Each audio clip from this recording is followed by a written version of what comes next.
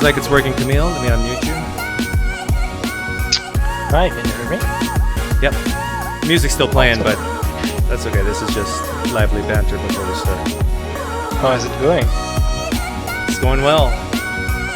By the way, I got rid of all the books to make myself look more confident. Yeah. Who's here's first? Mine Onion. 1,000 fine points. You finally did it. You're rich. Midnight Rambler. So close. Okay. So I'm assuming the audio and everything's working. Someone let me know if it isn't. But what we're going to do is we're going to get right into it and critique Lydia McGrew on S.J. Thompson's channel and make some pithy comments. So here we go. I'm going to play it at 1.2x. It to intersect with biblical studies, especially through the area of witness testimony.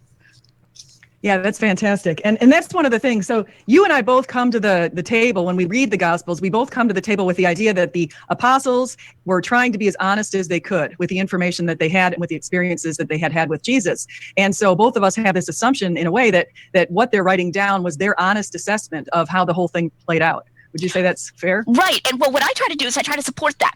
I try to support that assumption. So what I sometimes say is that I'm using scholarship to support common sense. I'm doing a scholarly argument for common sense. So I come to it and I say, now, what if you didn't know for sure that they were?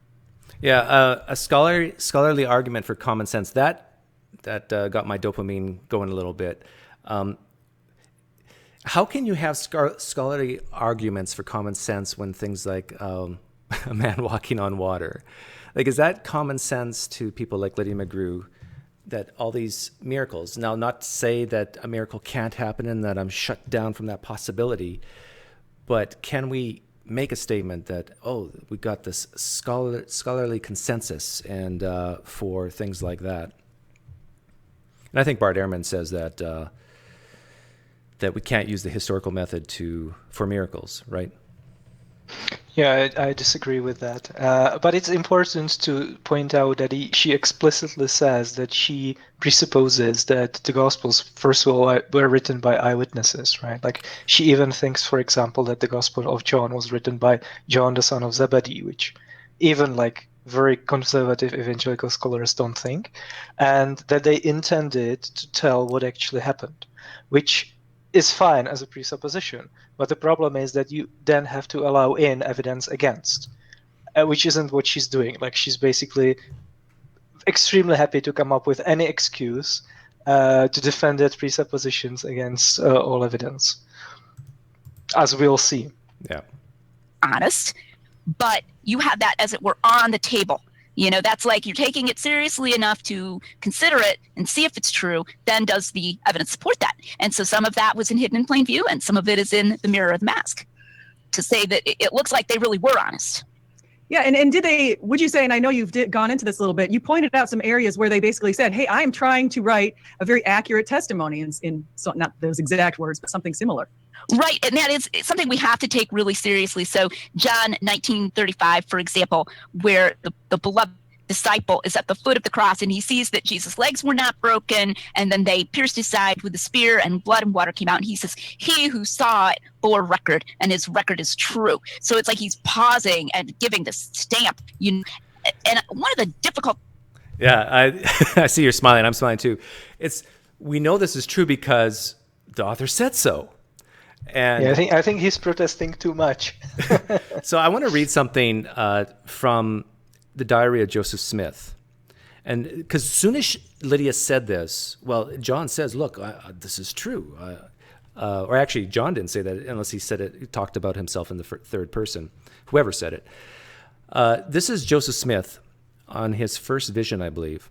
I had actually seen a light, and in the midst of that light I saw two personages, and they did in reality speak to me. And though I was hated and persecuted, hear that? Joseph Smith was persecuted for saying that I had seen a vision, yet it was true, said Joseph Smith. I saw a vision, yet it was true. And while they were persecuting me, reviling me, and speaking all manner of evil against me falsely for saying, I was led to say in my heart, why persecute me for telling me the truth? For telling the truth. So it's like, Lydia, if you were to apply that, your standard, well, John says this is true, to Joseph Smith, you can see very, very quickly that it's worth very little. Okay, I really have with the theorists that I'm discussing in that book is that I think of them as putting an asterisk by the word true. So when John says his record is true, or John 21:24 may be part of a little tiny coda of 2 verses where somebody is saying, this is the disciple who wrote these things, and we know that his testimony is true. Or in Peter, he says, we have not followed cunningly. You've talked about reconciling some of these passages. Can you speak to that a little bit?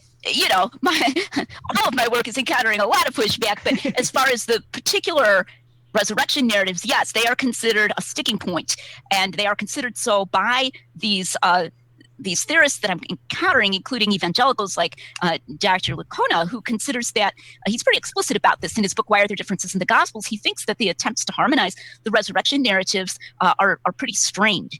And in my opinion, he doesn't zero in on the best one. He has a very long footnote where he gives the harmonization suggestions of Gleason, Archer, John Wenham, and a few other people. And I think Wenham's is the best. And if you can recommend a book, Easter Enigma by John Wenham.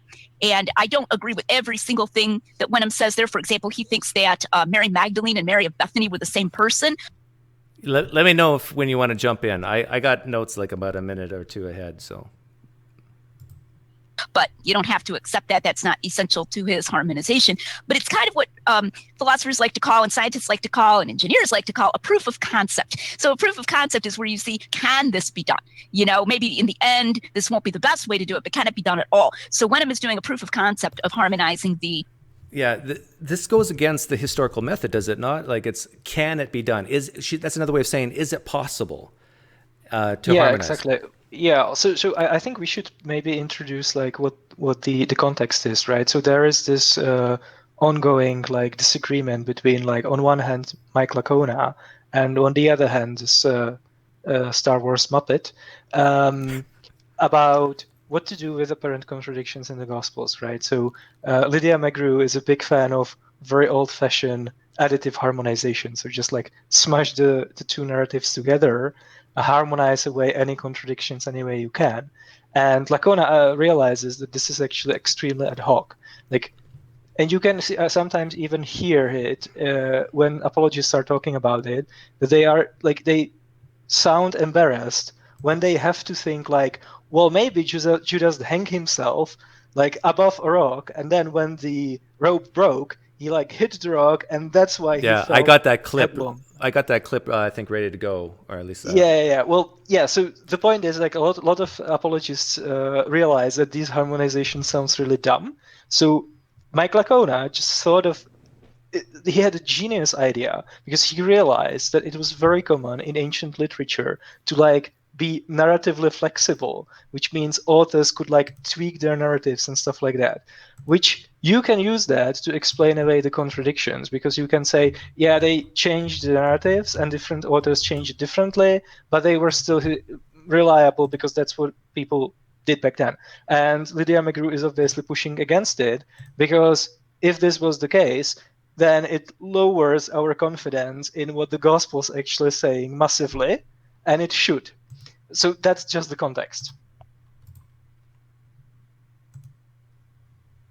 Resurrection accounts. And so, Licona just says, I think it's better to attribute some of these differences, and quite a number of them, to the so-called literary devices where the authors felt free to alter the facts in certain respects. Whereas I tend to think that when you go and you look at it, particularly the one that's the most famous that you were alluding to, where Matthew says Mary Magdalene and the other Mary came to the tomb, and then he just uses the word they for the rest of the passage. They. And they see the angel, and they're running to tell the disciples, and they see Jesus, and so forth. He doesn't actually say that Mary Magdalene is still there anymore. And then in John, it says that Mary Magdalene came to the tomb. I think she was at that point with the other women at first. And it says she saw that the stone was taken away. Then she ran to Simon Peter and to the beloved, or the other disciple whom Jesus loved, and said, they've taken the Lord out. Yeah, this is something that is very common amongst apologists, is to say, well, it doesn't say that this didn't happen, so it could have, and this is how they can reconcile all four Gospels. And I remember when I was a Christian thinking, yeah, you can do that, but it happens so frequently over and over and over again. Each time you do that, if that represented a little pebble and you put it on a scale, at some point you just go, the whole thing topples over and say, no, I just can't believe this anymore. It's like you gotta always take the expansionary view that you have to always add things into the soup, never take anything out. You just can't say, well, if you're a fundamentalist, I think for sure, you just can't say, oh no, this is just false. Yeah, and you just said that this is against the historical method. Well, the biggest problem is that like she completely ignores how probable the harmonization is, right? She's extremely happy. You can see the smile, like the dopamine rush that she gets every time she comes up with a way to harmonize these accounts, because she thinks she's defending the historical reliability of the Gospels, right? The problem is that you have to, first of all, it's extremely ad hoc because we have no independent evidence for these particular resurrections being, harmonizations being the case, but also she completely ignores how probable they are, right? Like people like Lacona don't push back against harmonizations because they think they can't be done. They push back against it because they have actual training in the historical method, and they realize that in order for the Gospels to be historically reliable, all of the different harmonizations would have to be true at the same time. So the probabilities multiply, right? So it becomes much more probable than the alternative explanation of, yeah, the authors probably like invented some details, or they just used some narrative devices to report something that a camera wouldn't be able to record. What is Lydia's educational background? Oh, we looked this up before we came live. Yeah, well, the only thing I was able to to find, and I spent like 30 seconds on it, so not very extensive research. She's got a PhD in English literature, which like isn't completely unrelated, right? Because we are talking about literature, so I guess she probably got some training in like narratology and these kind of things, but it's not history or New Testament studies or anything like that. Not that we are historians, of course. Right. Yeah, the argument from silence. I noticed that you point that out a couple of times. A lot of, like, for example, Bart Ehrman, they like to make assumptions that if something isn't mentioned, then it means it didn't happen. And that's not a fair thing to say. Or that it's almost as if the author is trying to make it look like it didn't happen. So you'll get that. You know, they left out this detail to emphasize some theme. So, for example, John does not mention Simon of Cyrene helping Jesus to carry his cross. And scholar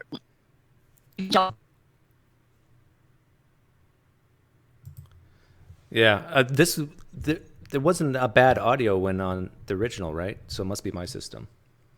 Just hang on a second. Let me see if I can slow it down. Are you getting the video from YouTube? Yeah. Let me see. Okay.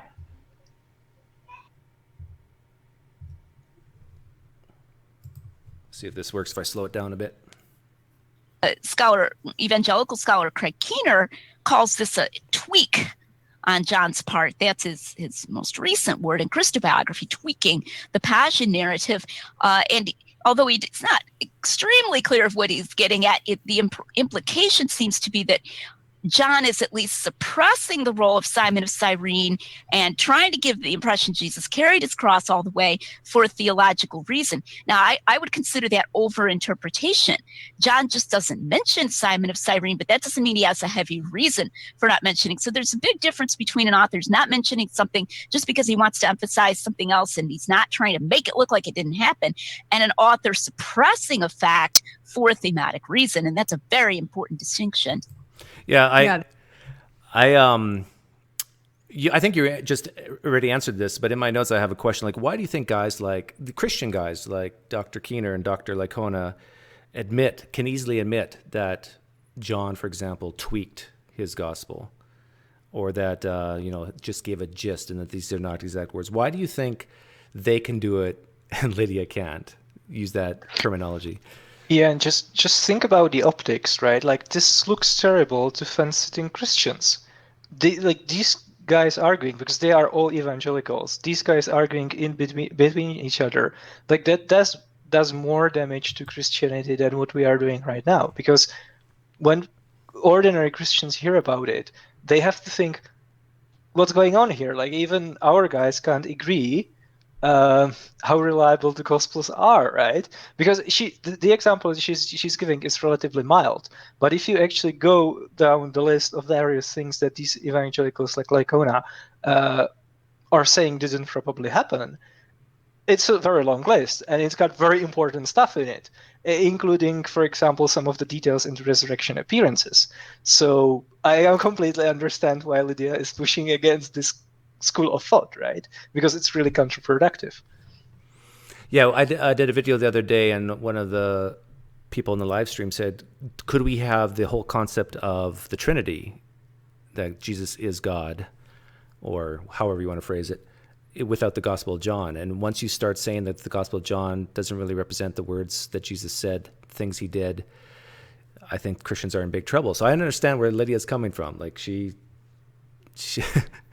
well, we'll get into that later, why she takes the view she does. With the assumption that it's correct, the Gospels were accurate, people were trying to tell the truth. But there are people who are Christians who they think they're doing, I mean, they're being honest in their own thoughts. They're not trying to be dishonest. So they honestly just have a different interpretation. But his particular interpretation is he comes to the Gospels saying, okay, first there's literary devices, and second, then we're going to think about whether or not this is truth. Right. There was that quotation that I gave. It was an interview that Dr. Lycona did with Bible Gateway. And he said, I prioritize genre over harmonization, was the way he put it. So generally, he said, before I try to harmonize, I look for a literary device or compositional device. So this arises from his research in Plutarch, and that was one reason. I mean, you're holding the book, and why is it so big? So that's kind of a question. And I'll say, this is why my book is so big. I'll say, because in order to address these views as a scholar, I wanted to be a good scholar. So I went back and I read Plutarch. I went back and I read all the way through Theon's progymnasmata exercises, rhetorical exercises for boys, rhetorical exercises. Okay. I read Tacitus, Suetonius, these kinds of things, and I tried to see, as just one strand of the argument, did these devices that change the facts exist at the time in the way that Dr. Lycona is talking about, that they were just accepted and they changed these things and everybody understood that and so forth. Now, that's only one strand of the argument, because then it's a further question. Did the gospel authors use them even if they did exist? I mean, it doesn't necessarily follow. So you have to ask each question. And I found that in my opinion. Okay, so before she gives her opinion, let's give the context here. Basically, Lycona, and even Keener, those New Testament historians are saying, look, we find these types of genre where they're not making things up, but they're using literary devices to portray a certain message. And we see this in other writings like Plutarch and so forth. And Lydia, I think, is about to say that, no, we don't have these literary devices. So if we don't have them back in the first century, then why should we say that the Gospels have it? Is that pretty close? Is that... Yeah, but well, basically she can harmonize any text, so it's not surprising that she didn't find any literary devices in Plutarch, because she was able to harmonize Plutarch as well, right? Yeah, that's true. So when you harmonize, you're kind of like you're setting the whole literary device to the side, and you're saying, no, this is at face value, and if it looks like a contradiction, we can just harmonize it. And we're going to get into some apparent contradictions in the New Testament shortly. They did not. Now, I have a chapter on speeches, there were some authors who made up speeches. These were highly rhetorical. They were not like the speeches we find in the Gospels. They were a chance to sort of show off your rhetorical chops, as it were, by writing this set piece thing. But changing the time when things happened, adding people who were not present, changing details, adding details that didn't happen. Obviously, people can change things if they want to, but as a literary device where everybody just understood that you could do this in the genre, I concluded that the evidence for that, even in Plutarch, is very much exaggerated, and I'm not seeing it there, particularly when I consider Plutarch could sometimes have made mistakes. Nobody's committed to the inerrancy of Plutarch, so some of these, I call them method discrepancy hunting. You're going in there and you're going, Why is that? Why is it nobody is committed to the inerrancy of Plutarch, but yet there are some who are committed with the inerrancy of the Gospels? It's an interesting point. Yeah, I think it might be a time to show the flowchart number 1. And this is why so basically what's going on, right? So Lacona is saying, look, it's more probable that there were, like, the discrepancies can be explained using the common literary devices that were used by the authors back then than like a bunch of ad hoc implausible harmonizations, because we know that this is what the ancient authors did. But because Lydia likes harmonizations, she goes through Plutarch and she finds out, I can't see any literary devices. So I'm wondering, why is that? And this is a flowchart from her book that she uses, right? And the problem is that the standard she has for concluding that there in fact is this kind of literary device in the text is so impossibly high. No wonder she doesn't find any. She wouldn't find any even in a completely fictional text, right? Just the first point in the flowchart, like, these are all the things that you have to hit before you are allowed to conclude that they're in fact a literary device. And so some of them are unknowable because you can't go back in time and like investigate what the motivation of the author or what the motivations of the authors were, right? But the very first thing is, can it be harmonized? If yes, then we don't have to conclude that there are devices. But the problem is that you can harmonize any text, even fictional ones, right?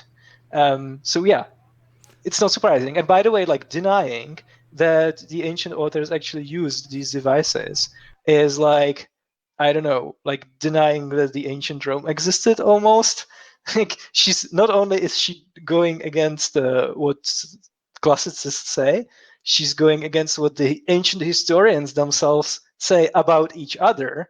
So yeah, that's just completely ridiculous. Yeah, every arrow, there's a lot of arrows pointing to that the box that says this is not a fictionalizing literary device, and only one tiny little string that goes, yes, this is fiction. Yeah. Okay. Did you want to bring up any charts at this point, or no?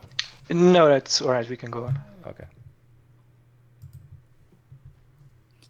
oh, I found a discrepancy, must be a literary device. So because Dr. Lacona believes he's found these compositional devices, and then because he believes the Gospels are in or very similar to this genre that he thinks had these literary devices, then he says we would be surprised if we did not find them in the Gospels. And that's why we as philosophers, we call this the prior.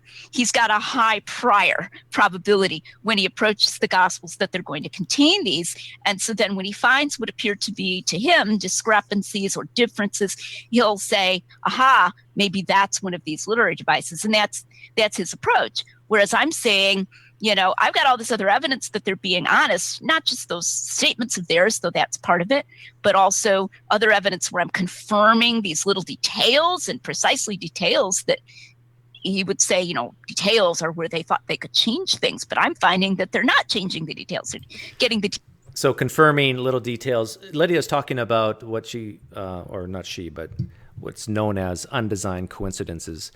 But the thing is, when people have sources for what they're writing, they can make these undesigned coincidences on purpose by just looking at their source material. So if John had some of Mark or Luke or Matthew open in front of him when he was writing John, whoever. And by the way, I don't believe the disciple John wrote the Gospel of John.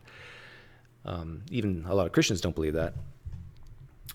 Yeah, and I think it should be it's important to explain what the undesigned coincidences are. So the basic idea is that there are these subtle details where like one gospel mentions something and the gospel mentions something related, and like they don't overlap, but they kind of like fit together as two puzzle pieces or like a hand and a glove, right? And it's supposed to show that they are narrating what actually happened, because it's like unlikely these details would be there by coincidence, and they are too subtle to be there on purpose, right? But yeah, like you can find undesigned coincidences even in fictional texts. It's not difficult. And you don't even have to say that they are there because the authors intended to put them there. The problem is that there is pretty much no methodology for how to identify undesigned coincidence. It's like so loose that you can start seeing it. Like if you apply that what they are doing consistently to any other text, then you will suddenly start seeing undesigned coincidences everywhere, right? Because their just criteria is too broad. I've done some like finding of undesigned coincidences myself. I don't know if you want to bring this up now or later, but yeah, I can show you what the problem is. I have a question for you first. Yeah. Do you think undesigned coincidences are to people like Lydia as parallel mania is to some non-believers? It's like, we have this ancient figure that predates Jesus, and Jesus did something similar, so therefore it was copied. I'm seeing a correlation here. It's like, well, maybe some non-Christians have that, and people like Lydia McGrew have this undesigned coincidences where they're seeing that often. But I'm sure she would say, well, of course, we don't strain it. It has to be a reasonable undesigned coincidence. Okay, what did you want to show? Yeah, so let's put up number 5, because that's a nice example of an undesigned coincidence, right? That she would probably subscribe to. And so the idea is that you have the calling of the disciples, and in the Gospel of Matthew, there is this detail mentioned that the Gospels were mending their nets, but it doesn't explain why, like what happened to the nets that they need mending. And of course, in the Gospel of Luke, there is a famous passage of the apostles miraculously caught so many fish that the nets broke. So you have this like the Gospel of Matthew describes an effect, but it doesn't describe the cause. And the Gospel of Luke describes the cause, but it doesn't mention the effect.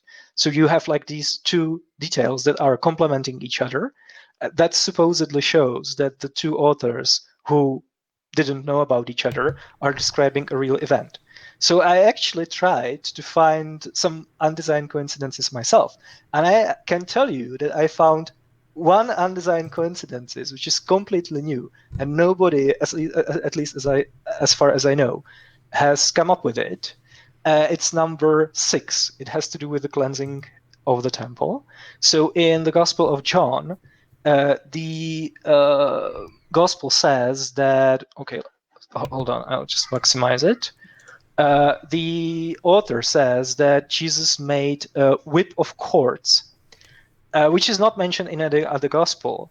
And in other Gospels, such as Mark, for example, he describes how he drove out various people.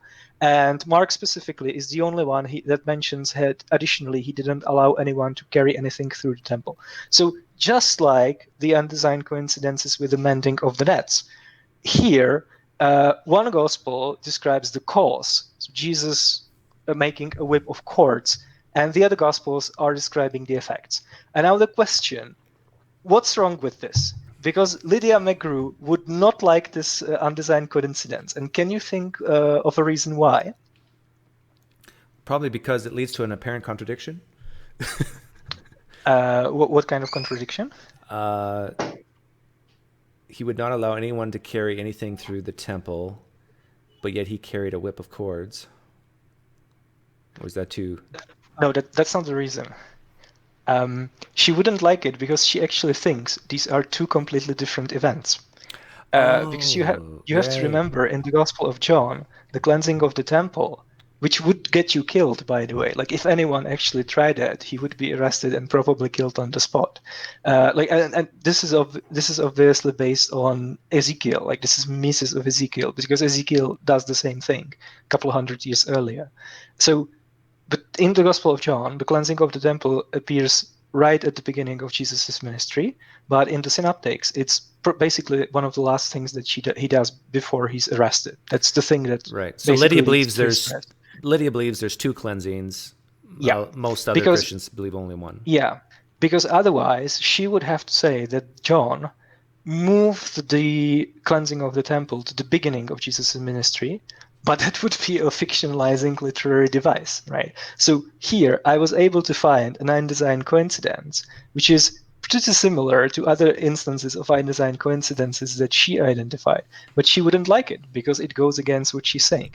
And the thing is that you can take various versions of the same Greek myth, for example, like Antigone or Electra, and you can use the exact same strategies that she uses to find all kinds of undesigned coincidences, even in completely fictional stories. So this isn't any evidence of anything. Yeah, and the reason why she can't have John moving the temple cleansing, it has to be two separate cleansings, is because if we say he moved something or told a fiction, then the New Testament's not reliable. If the New Testament's not reliable, we can't be convinced that we have hope, meaning, and purpose for an afterlife in heaven. And if we don't have that, then Lydia's very sad. I really think it boils down to that. But let's keep going. Details right. So I'm finding counter evidence, and then I'm doubting that it's even in the surrounding culture. So at every point, I'm countering and answering the case that he and others are making.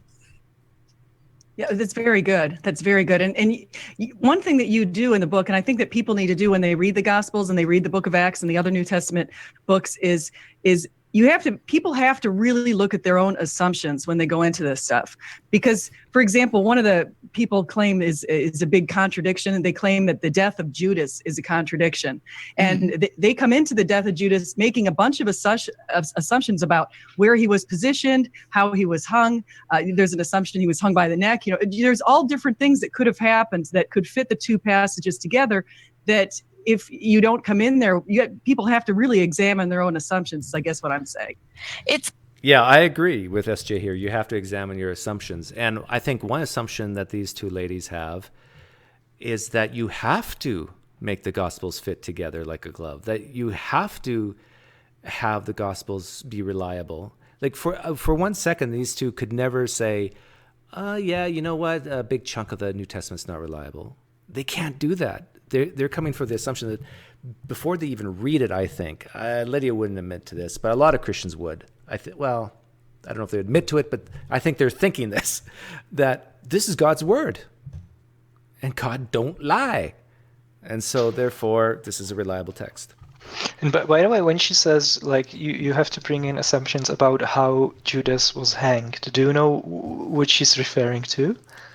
Well, she's probably referring to that you're assuming that he wasn't up for days and then his rope broke, or that it was an hour or whatever. Yeah. Well, there is a harmonization which says that he was hanged by his feet, not by his neck. So when the rope broke, that's why he fell headlong, right? But like. That's why I never could choke anybody out in high school, is because I would strangle their ankles and they never passed out. Exactly. It's like, yes, I am bringing in an assumption that when the text says he went and hanged himself, he didn't hang himself by his feet. But like, is it an unreasonable assumption to bring, given what we know about how people tend to hang themselves? And this is what I'm talking about. Like, they don't give a fuck about how probable the harmonization is, as long as you can cook up anything that's going to be good enough, right? But you can do it with fiction. You like pick up a fictional book, like two books that describe the same fictional event.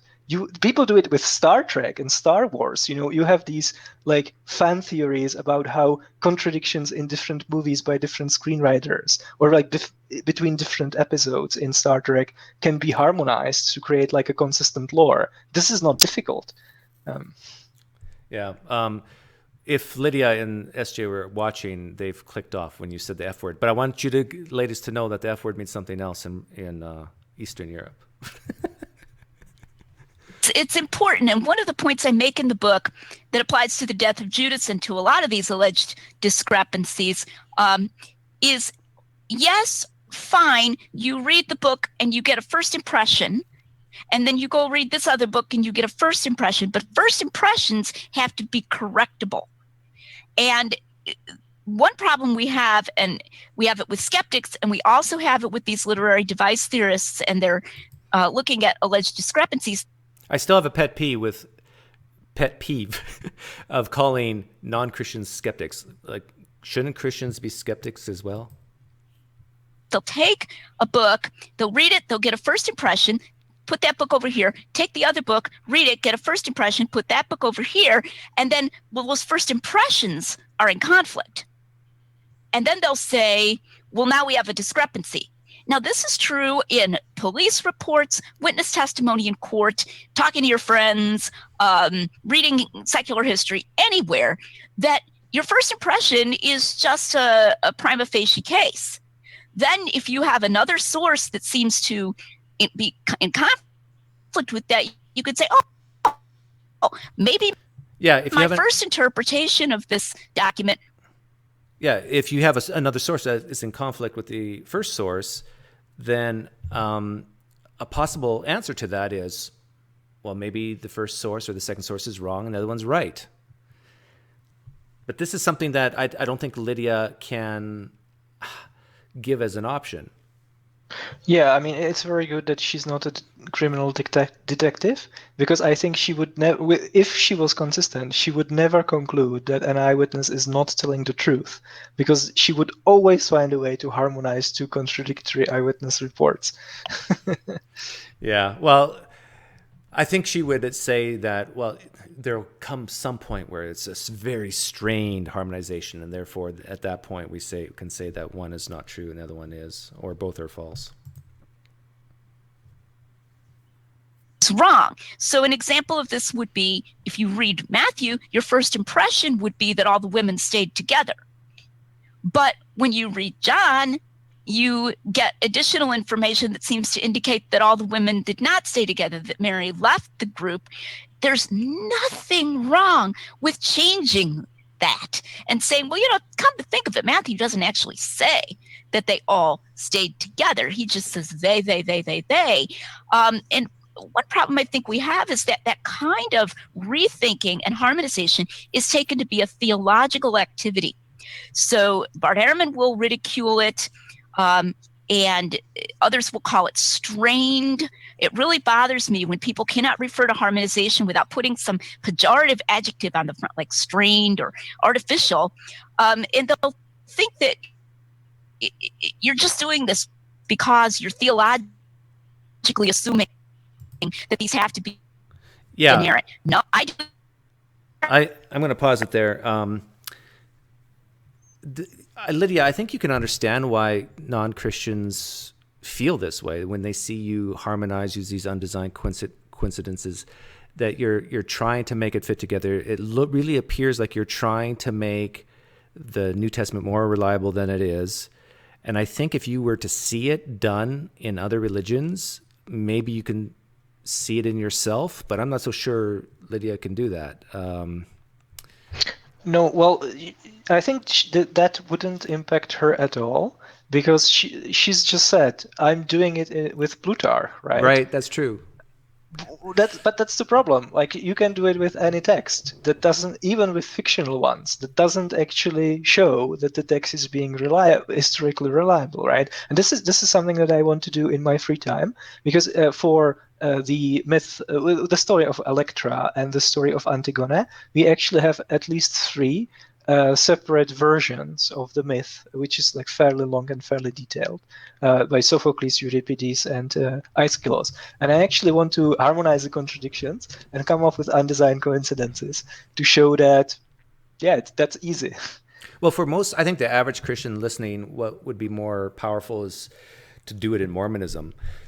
And I think some Mormons have done that already, where they've said, well, is it a certain metal or horses or whatever wasn't present in the day? There's some type of anachronism, and so therefore Mormonism is not true.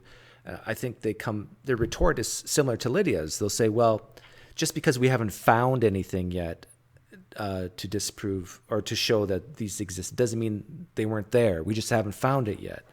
Yeah, and with Mormonism, it's much more difficult to do just because we have such a good evidence that the religion was started as a scam, right?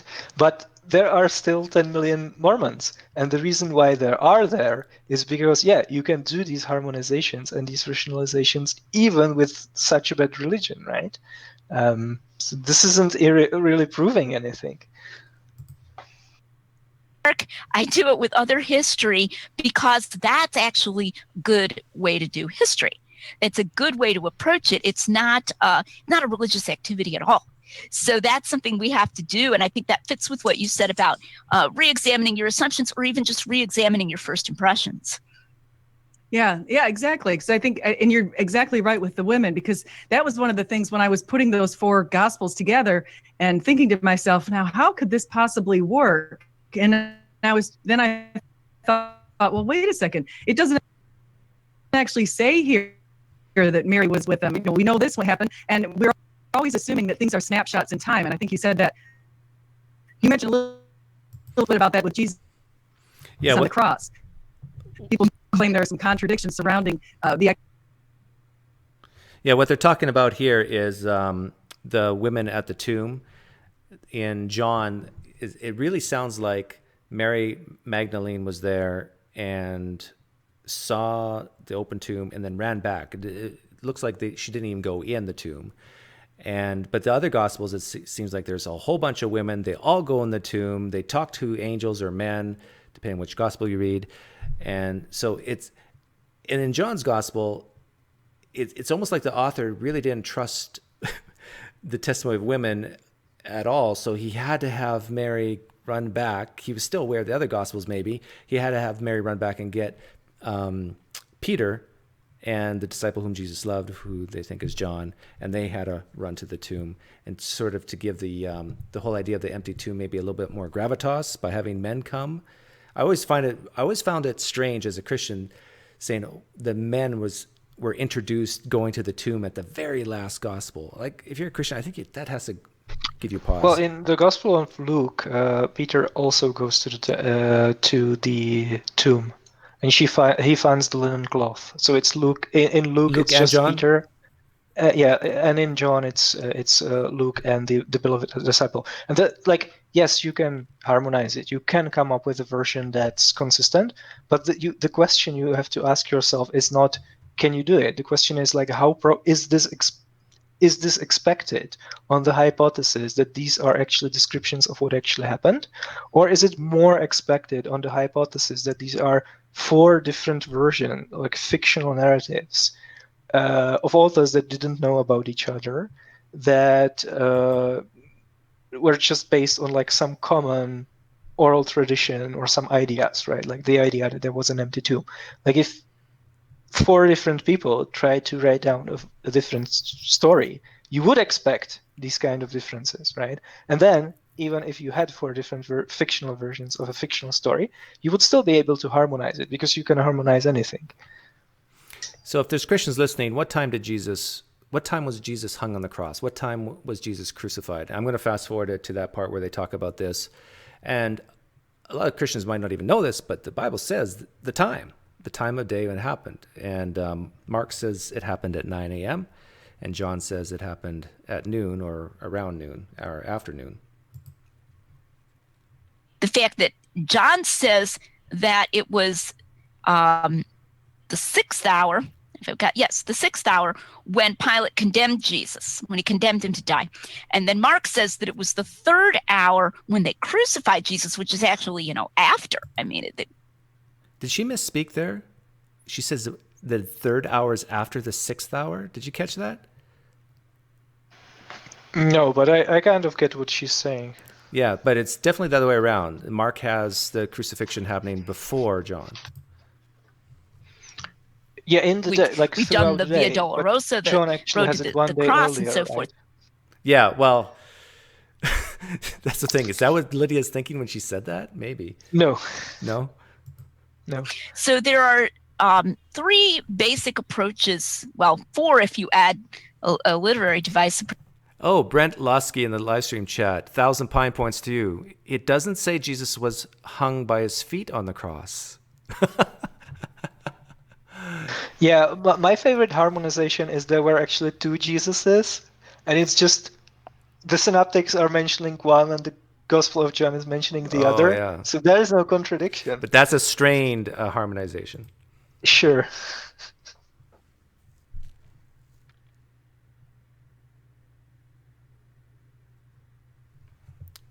It's buffering. Approach, but There we go. one is the difference between supposedly Roman time and Jewish time. I'm not attracted to that one because otherwise we seem to find the gospel authors using the same time. So then it would just seem like it's just that one place. Another approach, which I'm a little more attracted to, is the possibility of an actual scribal error at that point in John. Now, I want to admit right here, we don't have any texts that actually show it, different. But the difference between third and sixth, it's very easy to write it differently. So just knowing that, you could have had a very early scribal error that could have entered in. Okay, so she's admitting that, Gospel of Mark says that Jesus was crucified at 9 a.m., the third hour. I think did the day begin at 6 a.m. or sunrise? Camille? I think so, right? I have no idea. Yeah, I think the day, according to their timing system, was. Well, if you think if you're talking about the Jews, then I think the day started at the sunset. That's always confusing, right? So as soon as the sun disappears, then that's the beginning of a new day. But the third hour is not. If you read some translations, English translations, they'll even say 9 a.m. in Mark. The third hour is 9 a.m. The sixth hour is 12. And Lydia's saying here that this is just a typo. That well, the problem is that now she's giving herself like even more tools to weasel out of the idea that the text is not reliable, right? Like imagine if she was talking to a Muslim about some like apparent contradiction in the Quran, and the Muslim would just say, well, yeah, that's maybe a scribal error, right? Like would at that point she get him off the hook as easily as she's letting herself off the hook? Come on. Yeah. Well, and the thing is, where does it stop?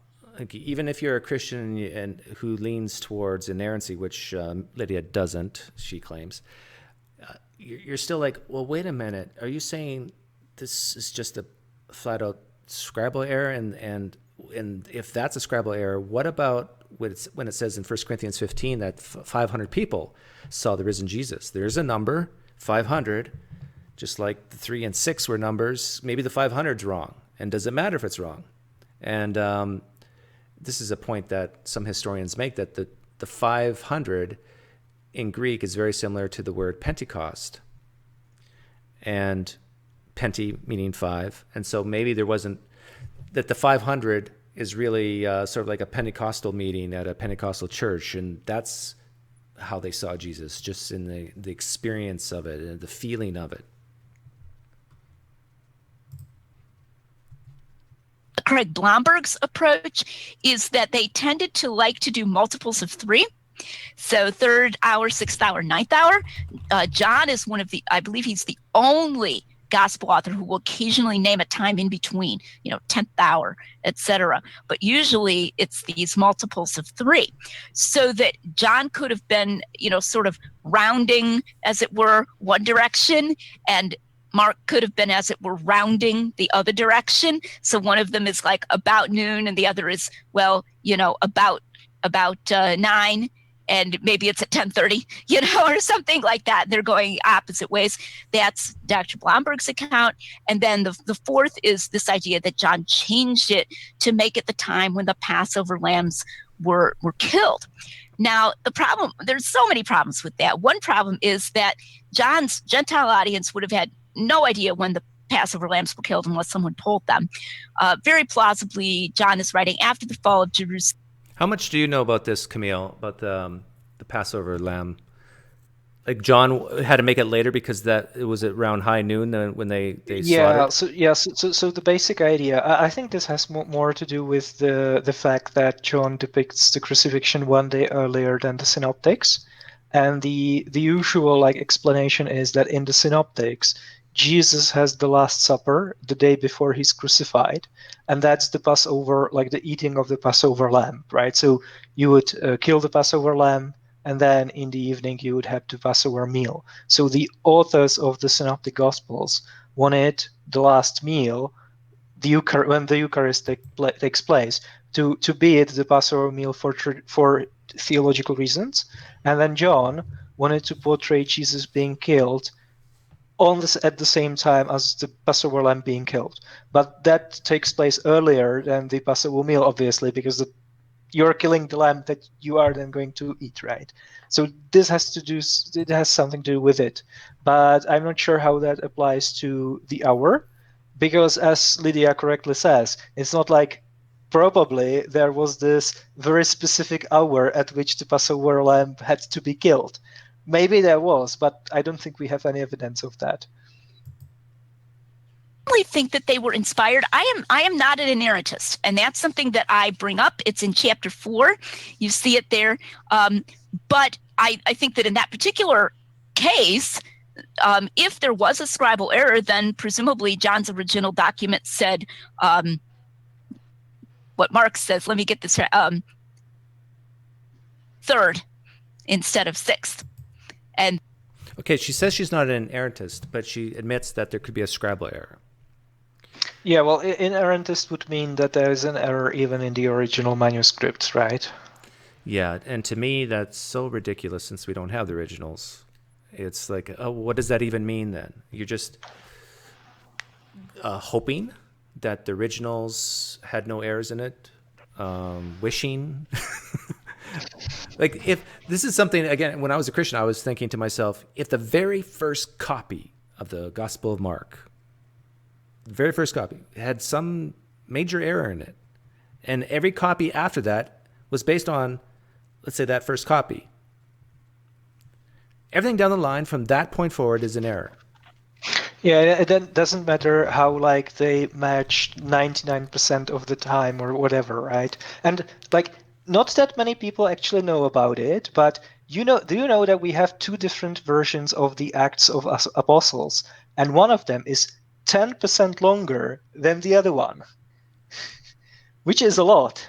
And I think some biblical translations are actually based on one version and the other ones on the other, because one of the 2 manuscripts was discovered later than the other. I think the King James version might be based on a different one. So yeah, but yeah, if there was a significant error very early on at the period of time when no manuscripts are extant, then you would expect to see all the subsequent manuscripts to match each other, even if the error was there, right? So right. It doesn't mean anything. Yeah, you can be very, very consistent and still not accurate, or very, very precise and still not accurate. Then that they would have said the same thing at that point. And then they would have, a scribe might have made an error there. So I don't have a well-worked out theory of inspiration, and I don't want to say that I do. But what I have found is that old-fashioned inerrantists tend to gravitate to my view because I have such a high view of the reliability of the documents. So that even though I don't call myself an inerrantist, I take the Gospels to be highly, highly reliable.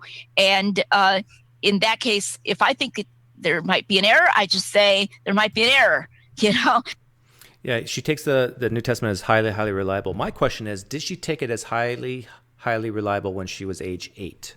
How about age 11? Was it in her view, very reliable when she was 16. And then she started getting a formal education and started thinking deeply about these things. And what do you know? It's still highly reliable.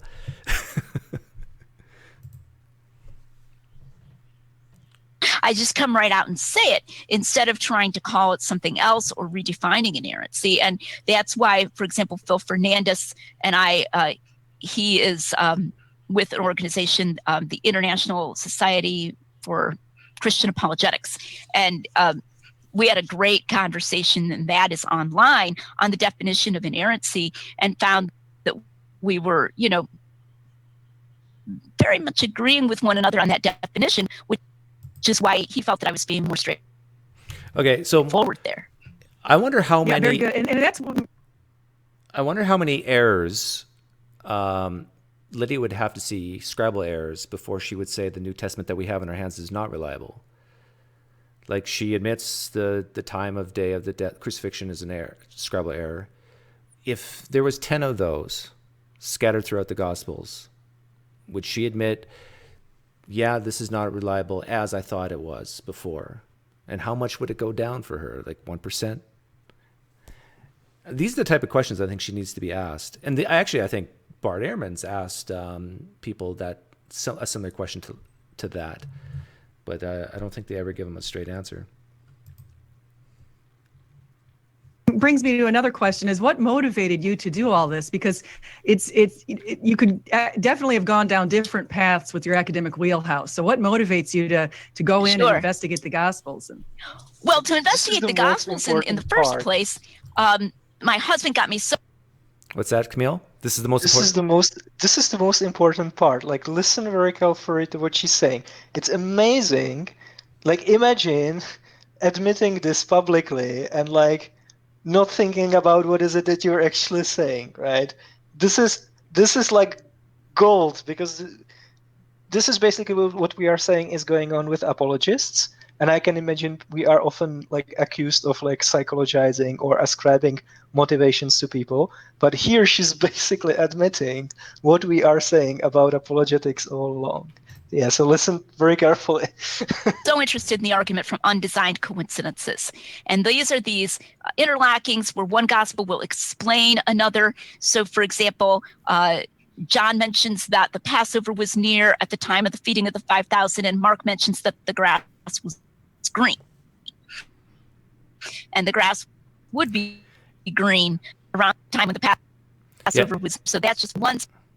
This is we already talked about undesigned coincidences, but it's like I remember even Cameron Bertuzzi thinking that undesigned coincidences weren't that great, and he brought up the I think it was this example of the grass being green.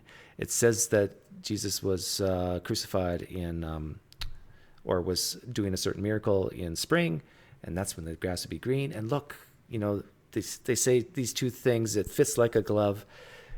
And to me, it's like, this is not, if I was a Christian, I'm thinking, this is not powerful evidence that the Gospels are reliable, especially if you have Mark open in front of you. Small, simple example of how they fit together. That also shows that they weren't making up details. So that thing about the grass being green, that it's just the grass was green, and that's why they fit together like that. So I became very interested, and that's when I wrote Hidden in Plain View. Also, Tim and I had been tapped back over 10 years ago to write the article on the resurrection of Jesus for the Blackwell Companion to Natural Theology. And they were very generous. They gave us a lot of space there. And we realized that the reliability. Was she about to say they gave us a lot of money? They were very generous. No. This is probably the most important sentence in the entire interview. They realized that, and listen to what she says. Let me rewind it a bit here.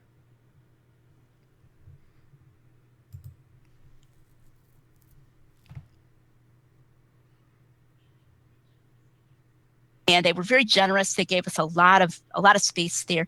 And we realized that the reliability of the Gospels was really central, because one of the premises we were using there was that the witnesses claimed what we find in the gospel resurrection accounts, that like they could touch Jesus, they were talking with him. So these were not later embellishments. This is what the witnesses claimed. And then, Okay, we realized, I want to quote her exactly, we realized that the reliability of the Gospels or the New Testament are essential. Essential for what? Who cares if they're reliable or not? This is the issue here. The issue is, this is what gives her meaning, hope, purpose, eternal life. This is essential that it's reliable. Otherwise... And just like, what's even more specific, reliable about what? About the resurrection appearances, right? Because there are basically two things to the case for the resurrection: the empty tomb and the resurrection appearances. The empty tomb, I think Christians can see that, yeah, it can probably be explained away. Like, maybe the body was stolen at the time when like nobody noticed. You can work out some things that's not very implausible. Or maybe there wasn't an empty tomb at all, and that's why it shows up only 40 years later in the Gospel of Mark. But then you have the resurrection appearances, and unless you can establish that the disciples could really physically touch Jesus's body, that Jesus really did eat a piece of fish, then you're screwed, right? Mm-hmm. So she says, we realize that this is very important, and that's why I dedicated my entire career defending this, right?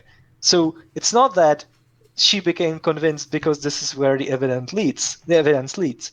She everything she's doing is doing because she's doing it because she realizes this is like the crucial piece in the resurrection apologetics. Right. And if it's even plausible that the gospel authors could invent some of the details in the resurrection appearances, even if they sincerely believe that Jesus was actually raised, which I think the gospel authors obviously were sincere believers, then you don't have a case.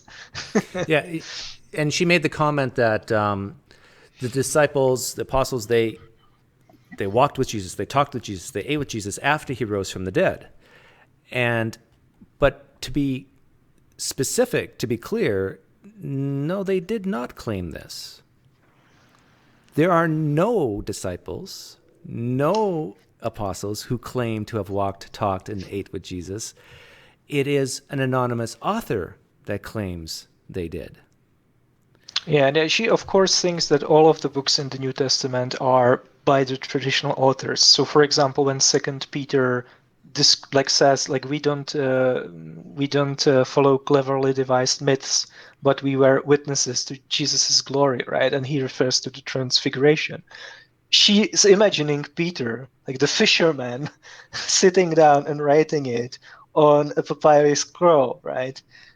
Yeah. So, yeah. I've issued this challenge many, many times, and it seems like either the Christian doesn't understand the challenge or they just, I don't know what's going on, but the challenge is this: find how many people in the New Testament write with their own hand and identify themselves and say, like a real eyewitness would say, I saw this.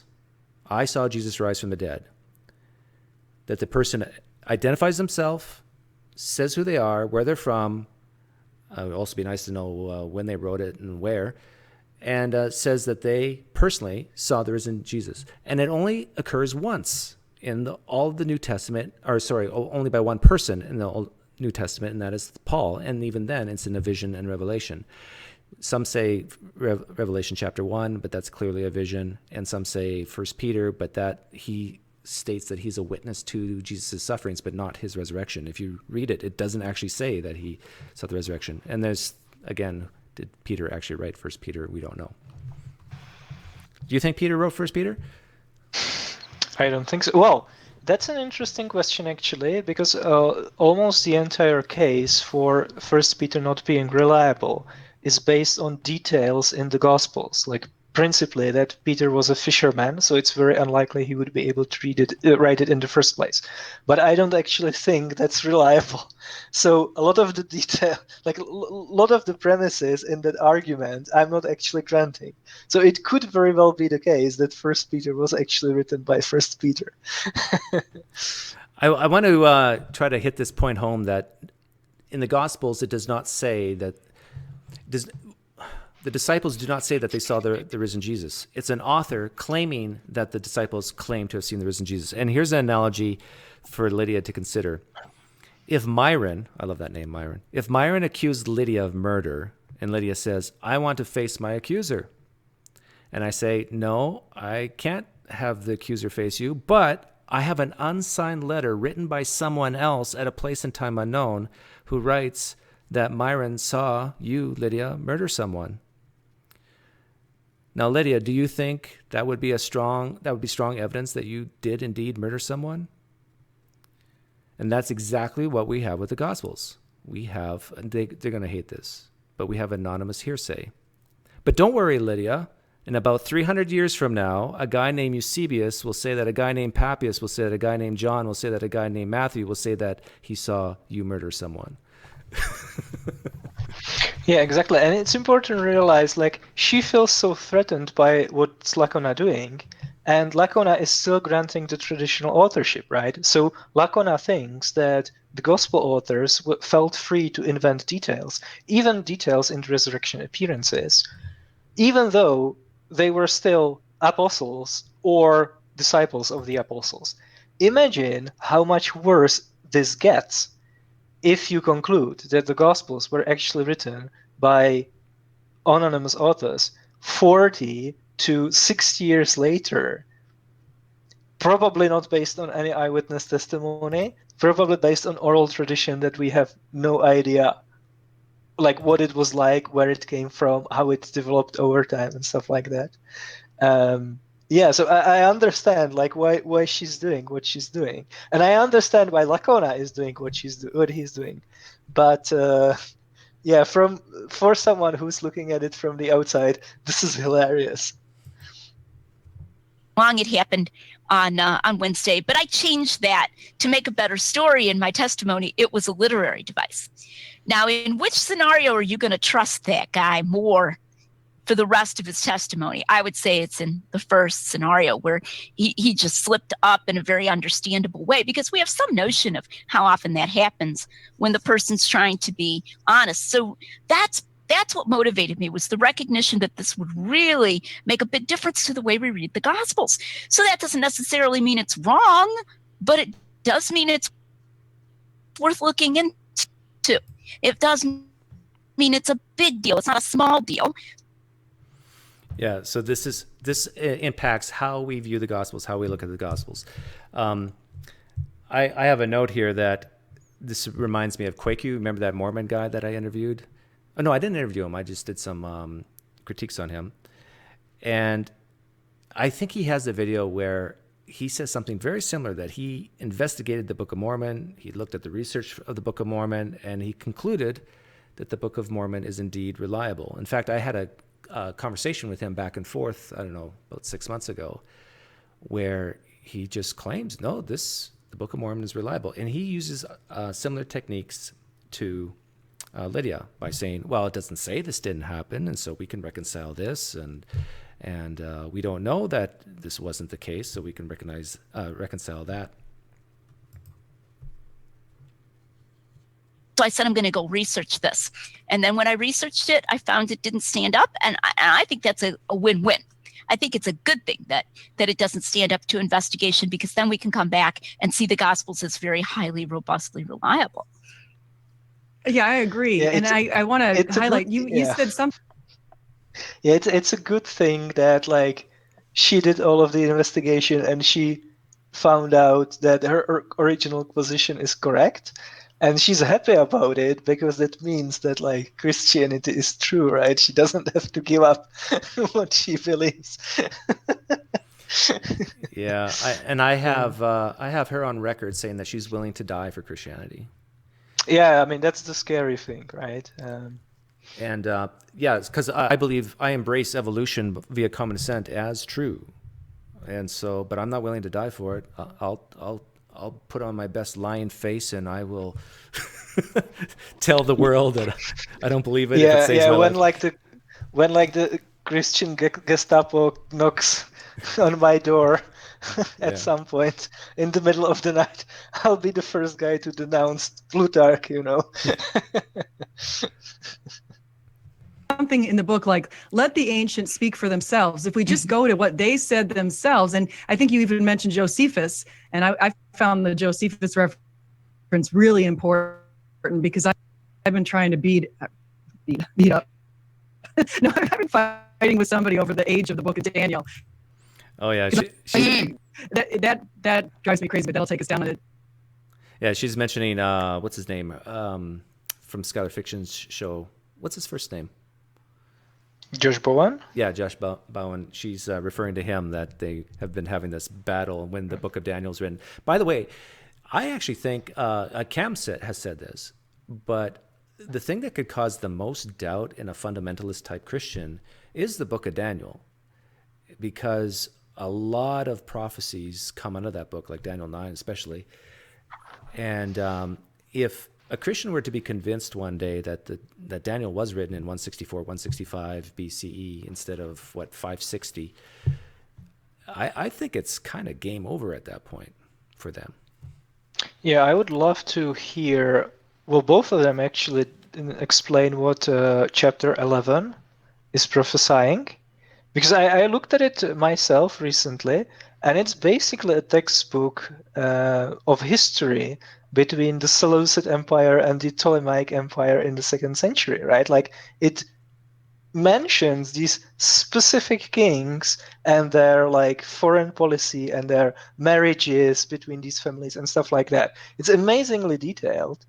And then suddenly it just the historical accuracy goes out the window, and it starts mentioning things that did not happen in history, because that's when the book was actually written, and everything afterwards is just the author writing about events that haven't happened. Right. Obviously leading up to the end of the world, right? The end of the age, which was supposed to happen at that point in time. So it'll be interesting to hear their take on it. A rabbit hole that I don't want to go down, but I've been, and these people that I'm arguing with are saying, well, Josephus, he messed up here, he messed up there, he was basically, lying, and I think, no, that's not what Josephus said. He was the historian, and he was trying to give us accurate information. He made it pretty clear. So, right. Well, and obviously, nobody's committed to the inerrancy of Josephus. Now, right. What I have are quotations from him about the importance of accuracy in history. I'm perfectly willing to admit that people didn't always live up to their own ideals, okay? But when they didn't, that's not the same thing as a liar. Yeah, it's breaking up there. I want to bring up a reasonable harmonization. Now, this is a person who I think endorsed Lydia's book. And his name is, remember his name? Let's see if I can find it. Yeah. I'm not sure. Peter J. Williams. Remember, you know who that is? All right. I think he wrote the score to Star Wars. No, not that Peter J. Williams. Okay. So this is Peter J. Oh yeah, this guy. Yeah. All right. So he was on Unbelievable with Bart Ehrman. And he endorsed Lydia's book, and they both, I think, believe that harmonization is fine. And this is Peter J. Williams talking about the harmonization of Judas. And to me, this is just comedic gold. Yeah, and watch his body language, because I think he realizes what he's saying is kind of stupid. Unlike Lydia, who is positively ecstatic about the fact that she can come up with these harmonizations.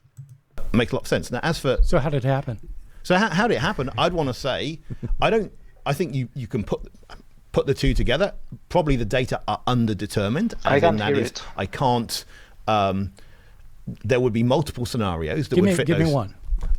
Let's say someone hangs, and then the rope snaps, and after they're dead and their entrails burst out. Okay. I'm not a medic on that, but Yes. Okay. So let me ask this: if somebody's hanging and the rope snaps, that's happened before. How do they fall? down. Do they fall head first? Well, it depends what their feet Does it hit. depend? Yes, it does. It depends what they're hanging over. What do you mean? Well, I mean, if you're hanging over something and there's a rock forward and you're going to trip on it and you go head forward, I mean, like, these things can happen. I don't know. It sounds like we're doing CSI here, you know, I mean, like, crime scene I investigation.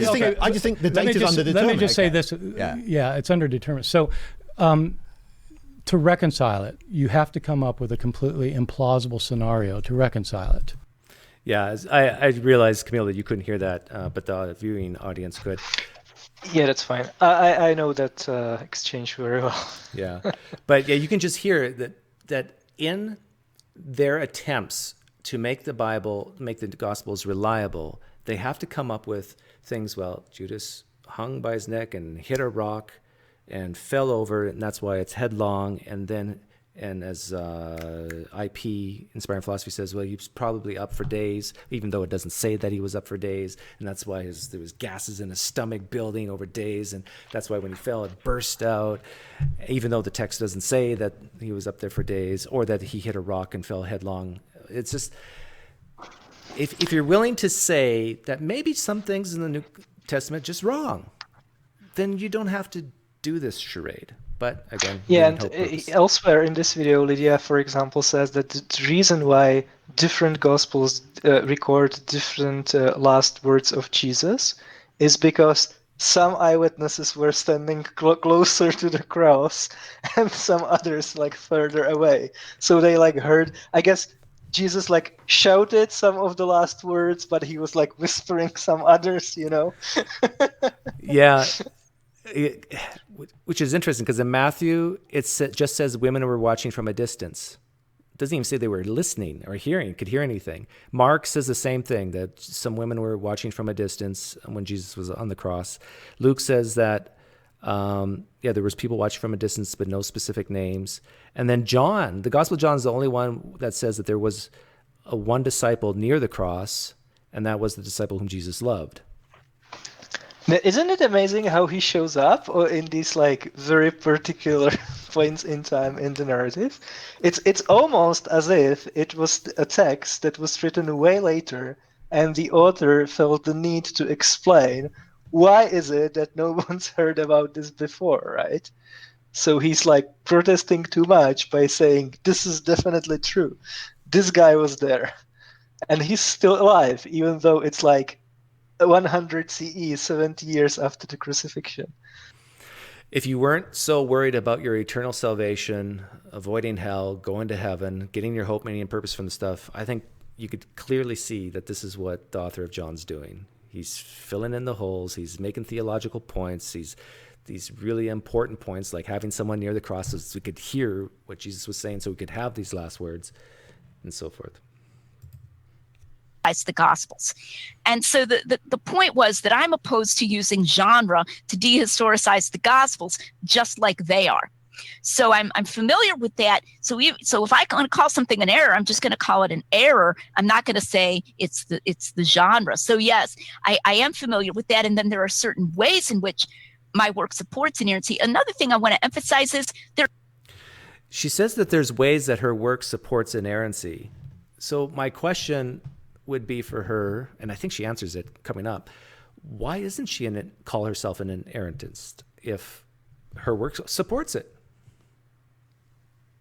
Do you know her answer?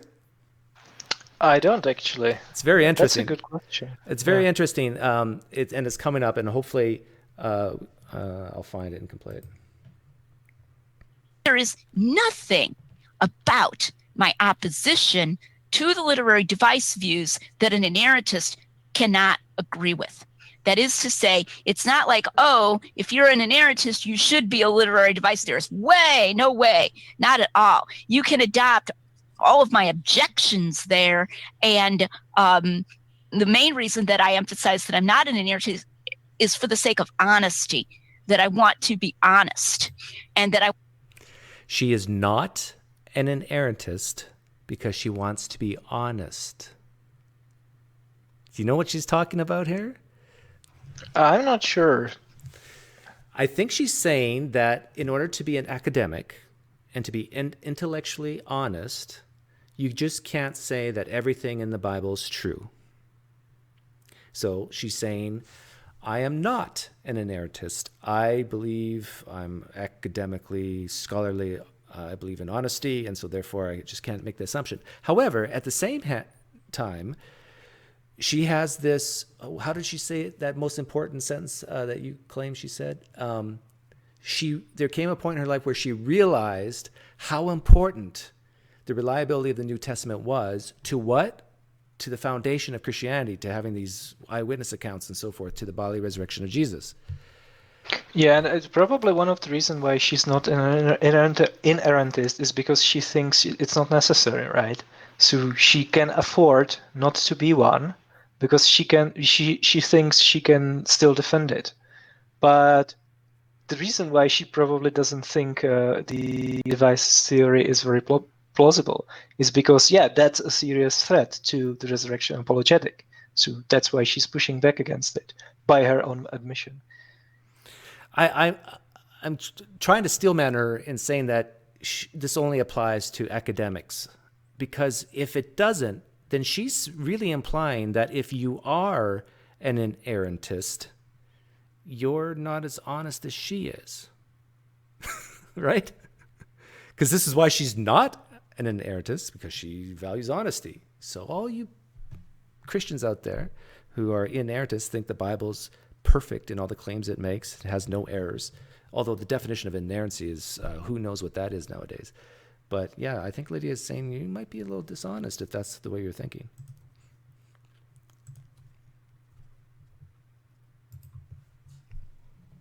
I want to address this issue because it's so important to people, not because my critique depends on denying inerrancy. In no way does it depend upon that. Interesting. And it's, I mean, yeah, she's making it very clear that she's not denying inerrancy. That's still a possibility, but for the sake of honesty, she can't go there, which is really interesting to me.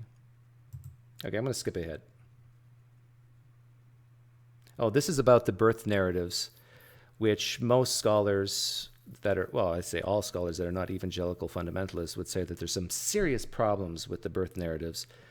And even Lycona admits this, and this is her talking about it.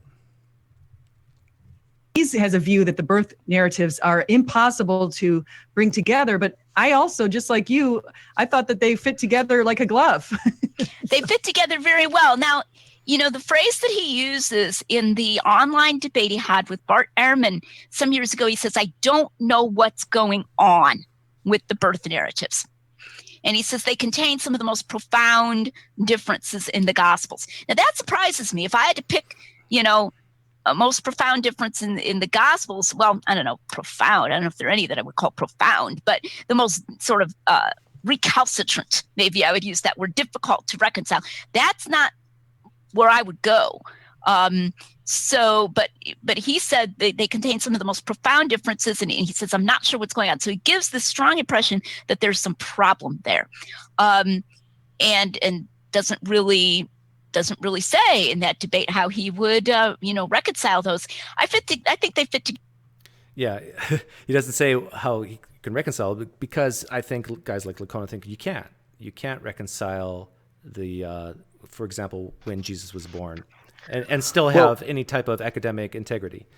Well, it's interesting because there is one text, and it's quoted by Lydia in her blog. He once said, I don't know what's going on. This is Mike Lycona. He said, I don't know what's going on, but here's like one possibility.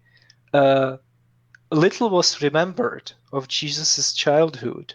So Luke and Matthew invented most of the details, right? So it's true that Jesus was born in Bethlehem. It's true that he was born of a virgin, but everything else, everything basically that only takes place in one gospel, but not the other, is invented. Which means, like, if you imagine the nativity scene, like the Christmas nativity scene, and you start removing the pieces that are only in one gospel and not the other, you have nothing left, right? Just the Holy Family. That's one point. And the other point, this is really juicy. Lycona says that the reason why the accounts could be fiction is because little was remembered. And he still thinks that the Gospels were written by Matthew and Luke, and he dates them early. And what's the amount of time between Jesus' birth and when the Gospels were written, right? I think he would probably place them around 60. So he thinks that in like 60 years, little was remembered, even though there would still be eyewitnesses around, like Mary, Jesus' mother, right? Yeah, 30 years And what's later. the period of time between when the crucifixion took place and when we think the Gospels were written? Yeah. So if he can say little was remembered after 60 years, maybe he would say 40, let's say. That's the same amount of time between 30s and 70s, right? Yeah. So I think it's reasonable to say little was remembered about what was going on after the crucifixion. Like where Jesus appeared, to how many people. Did he eat a piece of fish? Did someone touch his wounds? Were there multiple people seeing at the same time? How many? Which ones? So you're saying that Lacona is saying that because we have these differences in irreconcilable differences within the gospel narratives, especially as talked about with the birth narratives, he's saying, well, it's just because they didn't know, they didn't remember about Jesus's birth. And So they made it up. So The reason why they are different is because they made it up. And I'm saying, why can't I say the same thing about the resurrection appearances? They are different as well. But here, Lacona would say, no. We have to harmonize them. We have to say, yeah, Matthew says that Jesus told them to stay in Jerusalem. Well, but they anyway went to Galilee. But you know the answer, because right? Because the other two Gospels have the appearances in Galilee.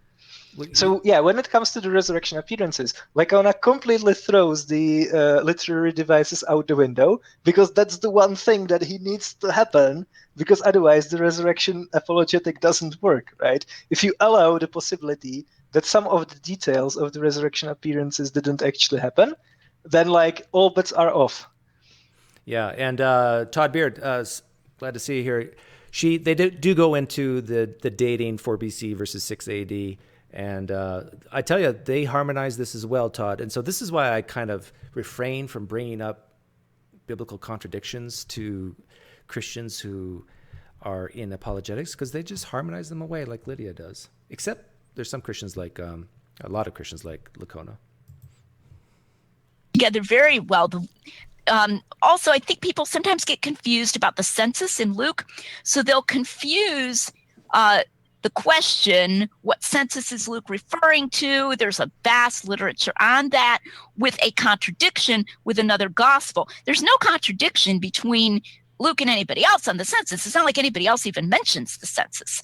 So we need to separate that question out from the question of alleged discrepancies.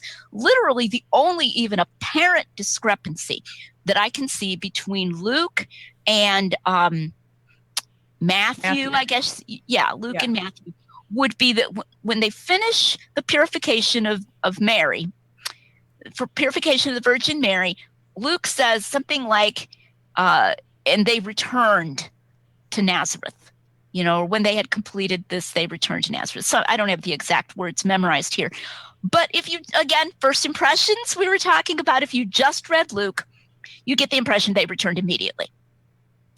And it is possible that Luke did not know about the flight to Egypt. It is possible. Like these are key phrases that I think Christians, you have to listen to. Here we have a scholar who's, I think, claiming to be interested in the truth of the reliability of the New Testament.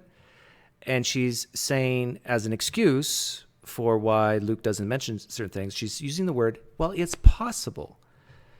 And I have heard Christians say, we don't care about what's possible. We care about what's plausible, what probably happened in the past. And you'll hear this, I think, over the next few minutes, hearing words like could, that this could have happened, or possibly happened. But, she just swept away the issue of the census. She's just, I think she circles around back on that one to get to when Jesus was born. I'm not sure how that would have happened, that he wouldn't have heard about it. In Matthew, of course, they don't return immediately to Nazareth. Instead, they're in Bethlehem. The wise men come. Then Joseph is warned of God in a dream that Herod's going to try to kill the child, and they flee to Egypt. And then it's after they return to Egypt, probably, maybe 2 years or more later, that. That's an important point. So Matthew says that Joseph goes to Egypt. And I'm talking about the New Testament here, not the Old Testament Joseph going to Egypt. You see the little parallels? I'm suffering from parallelmania. So Matthew says that Joseph, Mary, and Jesus go to Egypt for about 2 years, Lydia says. Don't you think if Luke knew about this, that he would have written about that? That's a pretty significant, and it even has prophetic significance, but he decided to leave it out. That's very curious to me. Yeah, the problem with the infancy narratives isn't necessarily that they are contradictory. The problem is, and the reason why Lacona thinks they are so difficult to harmonize, is because one gospel mentions something and the other one doesn't, and it happens all the time, right? So, and if both of them are describing the events as they happened, it's extremely improbable that this is what you would see. But if your hypothesis is that these are two fictional events, two fictional accounts that are drawing on like common prior sources, like some oral tradition, interpretation of the Old Testament and stuff like that, this is exactly what you would see. You would expect two different authors of fiction to come up with two different fictional stories. And the fact that you can harmonize it is not significant because you can harmonize fiction, no problem. They go and they settle in Nazareth. So again, your first impression from Luke would be contradictory to Matthew. But I want to emphasize, Luke does not explicitly say immediately. So do with that what you will, whether you think Luke just didn't know. And so obviously he's not going to invent a flight to Egypt that he doesn't know anything about, right? So Luke may have. Do you know when Luke says immediately? When? He says in Acts that Paul had the Damascus Road experience and he went immediately to visit the Jerusalem apostles. But in Galatians, Paul says specifically that he spent 3 years in Arabia preaching the gospel before he went to Jerusalem for the first time. So apparently, when Luke says immediately, it can mean 3 years. So even if Luke said they went immediately to Jerusalem, Lydia McGrew would still be able to say, well, maybe he meant after 3 years in Egypt, right? Man. Well, and the thing is, we're talking about the reliability of the Gospels, New Testament, and all throughout that chapter of the Egypt trip, it's jam-packed full of visions and dreams from angels saying you need to do this. And if you're a valuer of truth, you have to ask yourself, okay, out of 100 times of people having visions or dreams of angels telling them to go to a certain city, how many of them do you think are directly from God? Out of 100, how many Christians would you say are actually from God? These a person having a vision, just at random, 100 people having visions. You don't have to have presuppositions against miracles. You can believe that God exists, and that question alone should cause you to doubt because you're thinking, well, God usually doesn't do that like that often. So what, 5, 10 times out of 100? These are really visions from God. And if that's if that's your answer, then apply that to the New Testament. And then you have to ask yourself, like, was there a literary trope of like divine beings appearing to people, giving them directions? In ancient literature, Jewish, Greek, yeah. What's more likely? It would be similar to watching Poltergeist as a kid and then going to bed, falling asleep, and having a bad dream. It's like it's in your brain. That whole idea of using angels as messengers is in the author's brain, and so they used it. But that's a very naturalistic explanation for Matthew.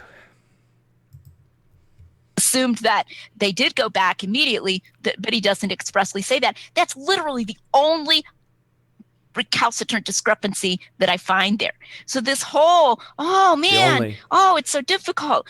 You'd never even know they were the same two people.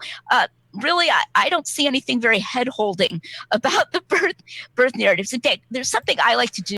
Yeah, see, This is almost makes my brain explode. If that's the only thing that Luke didn't mention, that they went to Egypt, if that's the only thing you have a problem with, besides the when Jesus was born, the census, wise men versus shepherds, the killing of the 2-year-olds from Herod, like, do you think that happened in history, Lydia? Yeah, like does she, for example, think that Luke interviewed Mary, Jesus' mother? Because if not, like, because you should, like, a lot of apologists claim that the infancy gospels go back to Jesus' parents, and that Matthew's source was Joseph, and Luke's source was Mary. And the reason for that is because Matthew only narrates dreams and angel appearing to Joseph, and Luke only narrates angels appearing to Mary, right? Or an angel appearing to Mary. Right. So that would kind of make sense, right? Like, if they are based on eyewitnesses, that would make sense that, like, they both had one of the parents as an eyewitness source. So if you think that, do you think that Mary forgot about the flight to Egypt, and that's why it's not in Luke? Or, like, did she thought it's not important to mention to Luke? Did she forget about the slaughter of the innocent? That's a great point. You're saying that because of the whole initial, how she became pregnant, it's from her perspective. So a lot of Christians think that she was interviewed. But then if her perspective, if she's telling the story, yeah, why would she leave out telling the author of Luke, oh yeah, by the way, we went to Egypt for 2-3 years. Yeah, and you have to also remember there is one important witness to the infancy story that at least some of the gospel authors had access to, like direct access to, and that's Jesus, right? So I think the best candidate for the eyewitness testimony about Jesus's birth, for Matthew at least, would be Jesus himself. He could tell Matthew what happened at his birth, right? Especially if you think he was a good point. divine being. So, come on. I've talked about the Pater Patria, I think it's called, that was in 2 BC, and those kind of things. So. Quirinius could have been governor on more than one occasion. That's a possibility. Another thing is that you can translate it as this census was complete. Listen, okay, I'm going to rewind this. Actually, no, I'll just leave it. I want you guys to listen to how many times she uses the word could have and possibility. Did when Quirinius was governor of Syria. So in a sense, it could have been, kicked off, but not completed and then completed. And that could refer to the 6 AD one. There's a lot of different ways of doing that. And Colin Hemer, the great late scholar of Acts and of Luke, wonderful book of Acts in the setting of Hellenistic history. I encourage everybody who's interested in these things to get a copy. He says, when you have an author like Luke, who has shown himself to be accurate again and again and again, that when you have an author like Luke showing himself, what are you talking about, Lydia? Where is the foundation, the baseline to show that he is an accurate author? Do you know what she's talking about? Yeah, I do. Like he mentions a lot of peculiar details about the Mediterranean. Like he gets locations of islands correctly and stuff like that. He also is corroborated by Josephus. Like the reason why apologists think Luke is reliable is because he agrees with what Josephus says. Oh, and I think it's because he actually used Josephus as a source, right? Yeah, I was just thinking that, like, if you're saying, "Oh, Luke's reliable," because it goes hand in hand with what Josephus said. Well, and you know what's really interesting? Like, imagine, like, this is everything that Josephus mentions about Jewish history, about his history of Palestine, and everything that Luke mentions about the history of Palestine is inside it, right? Is it really probable that we would observe this if Luke wasn't using Josephus as a source? Like, wouldn't we expect him to mention at least some of the things that are not in Josephus? Like, one of the pieces of evidence, and there are others, for thinking that Luke actually used Josephus as a source is because everything what he says about Palestine can be found in Josephus, which is what you would expect if he used Josephus as a source. But then that would put the dating of Luke after 93, right? He would have to have Antiquities of the Jews, which was published in Hebrew first, I think after 70, and then it was published in Greek probably in 93. But it's okay because like Luke Acts is dated usually to 80s or 90s anyway, so it doesn't push it that far. Okay. And this is a free paraphrase of Heber, but he says Luke has credit. You know, that when you come to something like Quirinius, the way we should look at it is we don't know what the correct thing is or interpretation of Luke is that would make him come out right, but you don't throw out the accuracy of a person who's been confirmed again and again and again on the basis of something that you just don't happen to know the answer to. We cut Luke some slack, we give him some credit, and we say, you know what? He's probably right about this too, and he's a lot closer to the events than we are. So there's this kind of arrogance of a 21st century skeptic going back there and saying, or biblical scholar going back there and saying, oh, you know, Luke's just completely wrong. Yeah, well, if Lydia was here, I would ask her, isn't it reasonable, Lydia, that Luke got some things right and some things wrong, the author of Luke? Isn't that reasonable? And I don't know how she would answer that. I think part of her would say, yeah, that's reasonable, but we just don't have any evidence that he got anything wrong. Well, and also that's not what historians, like contemporary historians, do with ancient history, right? Like Herodotus is extremely reliable when it comes to his description of the Persian Wars, but then he says that in India there are gigantic ants that are mining gold from the underground, right? So you wouldn't then conclude, well, because Herodotus is so precise about the Persian Wars that there really were giant ants mining gold in India in antiquity, right?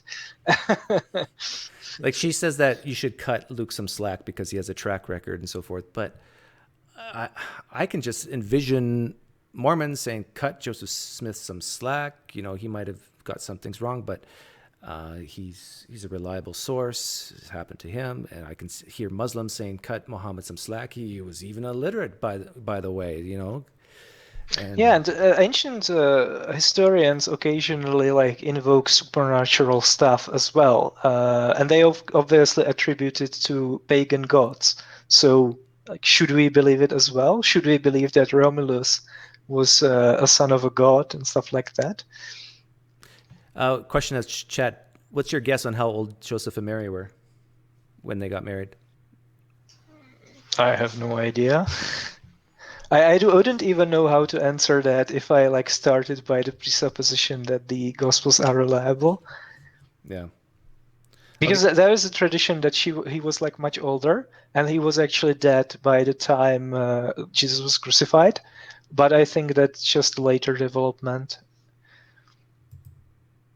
But he's like, he's different. So John is different. But what I find instead is that John is just as historical, just as accurate as the synoptic gospels, but he's supplementing them. And if I had one word that I could use, it would be supplementation. That John is coming in there, and it's like you have this path of footsteps, and John is stepping in between the footsteps because he doesn't want to just tell the same thing all over again. He wants to give additional material that the synoptics don't have, but that doesn't make. So she's saying John is supplementing, but isn't part of the historical method having more than one independent source, and your confidence goes up that it's historical if you do, and it goes down if you don't? Like, does Lydia not adhere to that? Yeah, that was just one thing that I wanted to say about the infancy narratives before we move to something else. And it's like the problem with that, with the infancy narratives, and the reason why they are so difficult is because like they are clearly different, telling two different stories, and there is very little overlap. And there is one thing, I think you skipped that, which is fine. She says that this isn't a problem because you could tell two very different stories that are nevertheless about the same person. And she actually uses herself as an example because she was adopted. So she says, you could tell this story about this girl with this name and this father, and then you can tell a completely different story about a girl with a different name and different family, and they would look like they are completely different, but they are actually both about me, so that's fine. And he actually says that her husband, Tim McGrew, once did that at a conference. So he basically started by telling these two stories, and then he revealed that they are actually both about the same person. And she specifically said, and the audience thought that he's crazy. And I'm wondering why the audience did that. I think it's because when people tell stories, they usually don't do that, right? Right. And this is the problem. Like, she doesn't care how probable the harmonization is. As long as it's possible at all, she's happy with that. And she's actually, in fact, she's positively thrilled about it, right? But the problem is, yes, you can, in theory, tell two different stories about the same person. But the problem is, that's not what people do. So it's very improbable that this would actually happen if the two gospels are both describing what actually happened. But it's not unexpected. It's actually expected if the two gospels, the two infancy narratives, are actually two fictional stories by two people who didn't know about each other. That's what we would expect. That's the problem. This is what's not clicking, right? Mm-hmm. The audience basically called the gospel authors crazy too. Yeah, because like people don't, this is not normal. People don't narrate two different stories about the same person. And the fact that you could, in theory, do it doesn't mean much, right? I guess Lydia didn't click in her that, hey, if I'm calling Tim McGrew crazy, my husband crazy for telling the story about me as the adopted person and me the current person, this is what the New Testament authors are doing, then you're calling them crazy. My goodness. Okay, we got to get going here. Make him any less historical. Yeah, and I agree with you. And in case anybody just joined, I want to, and those are great points that you're making. And I'm looking forward to your next book too, Eye of the Beholder. So that's another book we're going to want to keep our eye on once it comes out. If you just joined us, we're talking about Lydia. I wanted to play that. So she has two books coming, or she has one book out called what? In the Eye of the Beholder? Oh, it just came out like a month ago. It's called Mirror or the Mask, and her taking down Lacona and stuff. Okay, so do you know if she mentions Keener in that one? Yeah. I think she goes after Lacona, Keener, and Craig Evans. And this is amazing because she's basically doing my work for me, because I don't have to go look for these literary devices proposed by these people. She's basically cataloging them for me, and I can just take them and say, okay, we can't be confident that Jesus ate a piece of fish in front of the apostles, because even very conservative evangelical scholars think that the gospel authors were free to invent details, and that 40 years is enough for little to be remembered. For an assertion of the resurrection and the empty tomb, they find the tomb empty. In Mark, he's not there, and I think the long ending of Mark was just lost. I don't think Mark intentionally ended it there. I think we have lost the longer ending of Mark. And then somebody came along, and what we've got in the long ending there, it's like a summary of the other appearance narratives. Mm-hmm. And it looks like a summary, too. The style changes pretty abruptly. It turns into this kind of what I would call summarizing style that's not blow by blow, pretty abrupt. If she's willing to admit that the ending of Mark is just lost, is she willing to admit that the canon shouldn't be closed then? Because we might unearth something tomorrow that fits perfectly with the Gospels and should be included as part of the New Testament. And even if we found like a new manuscript that has the original ending, how would you tell that it's the original ending, right? Like, what tests would you perform?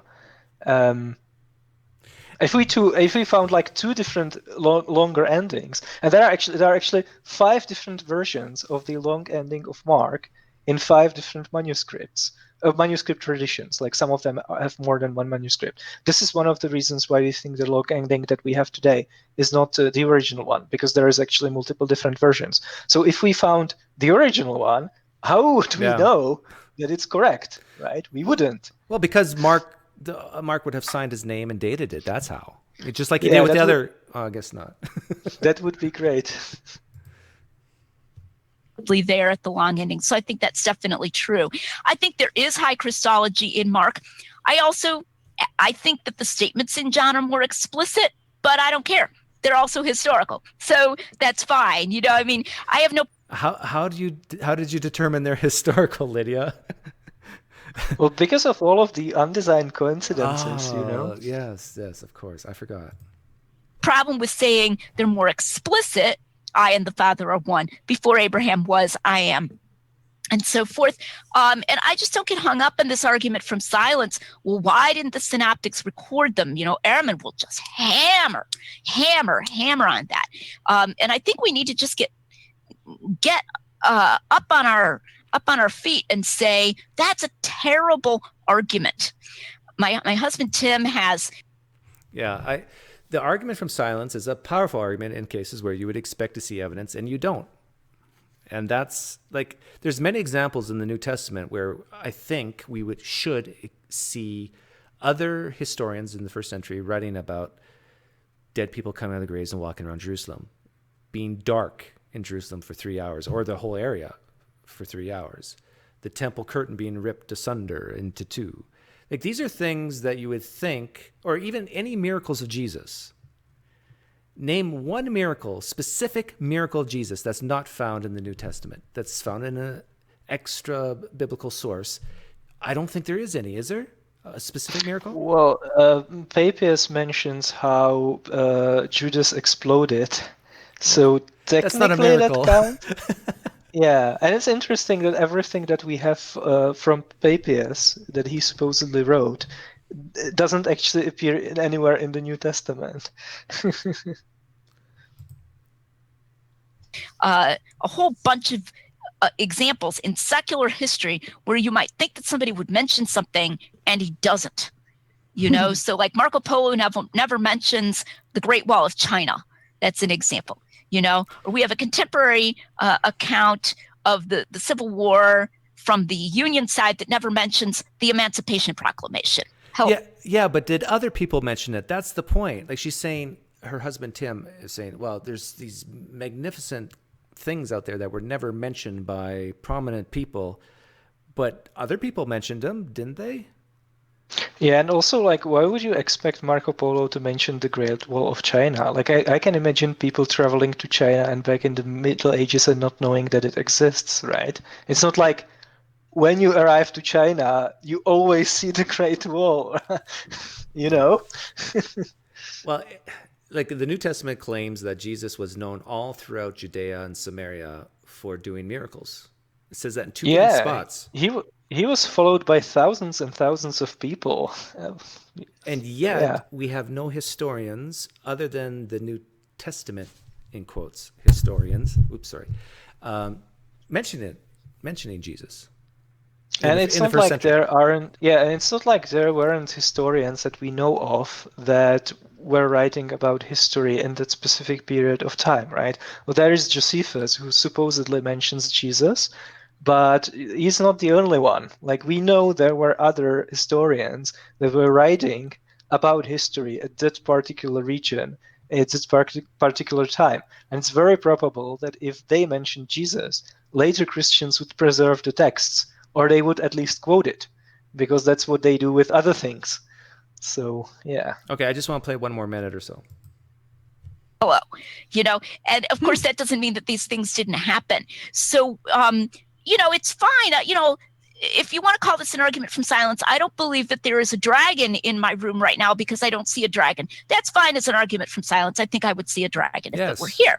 But it's a whole different ballgame when you have a reliable source, you have other reason to believe it's reliable, and it says, Jesus said this, and then some other source that just doesn't happen to mention it. They don't say Jesus didn't say it. They just don't happen to mention it.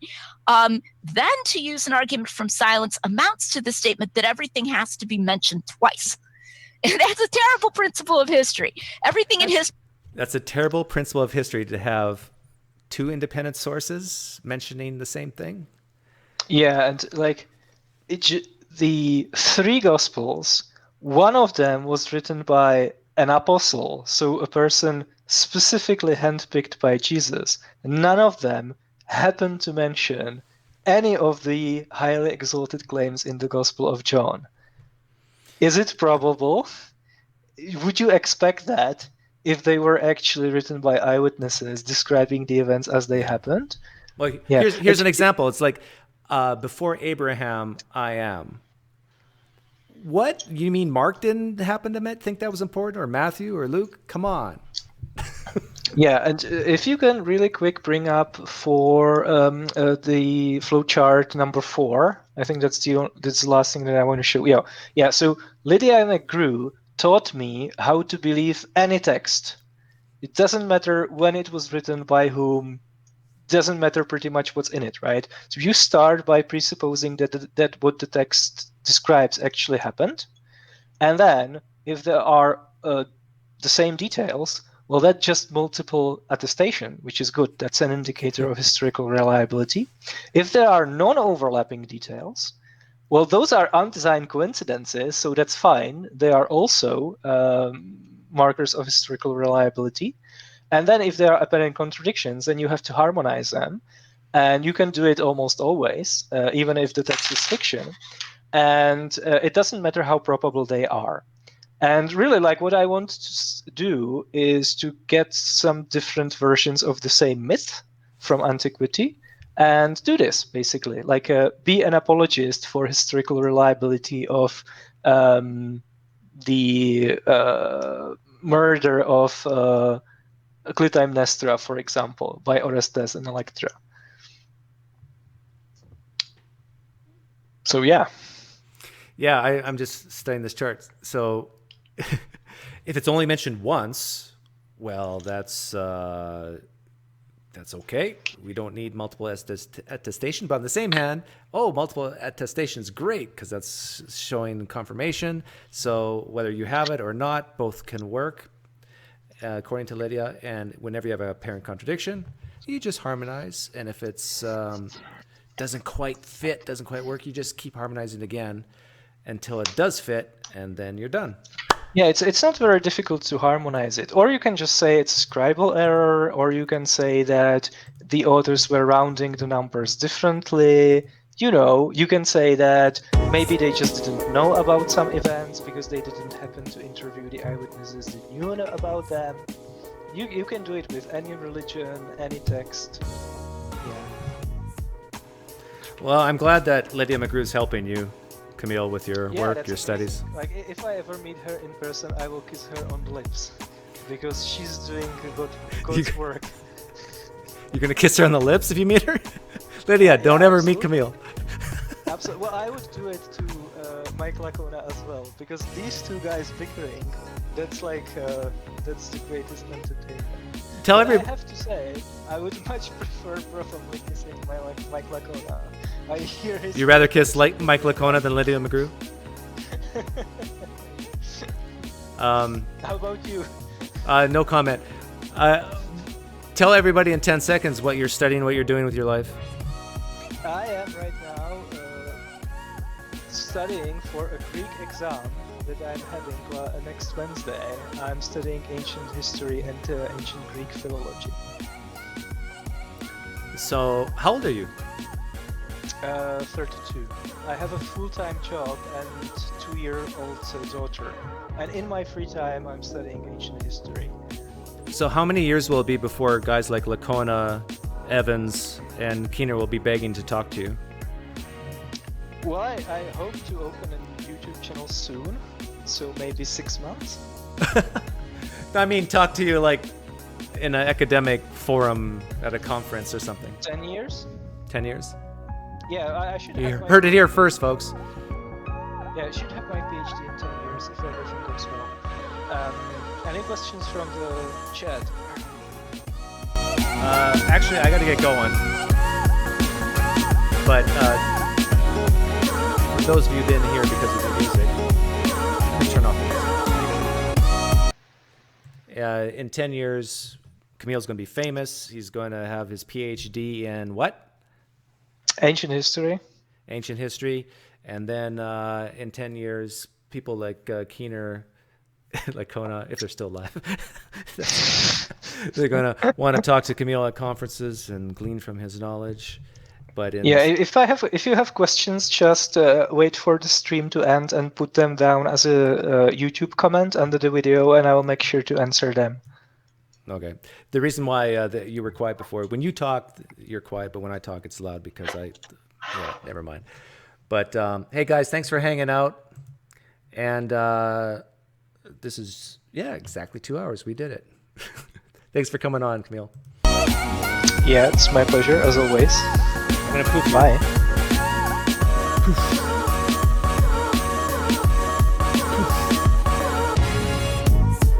My apologies to Lydia McGrew. She was scheduled to come on, but we ran out of time. It seems like that always happens.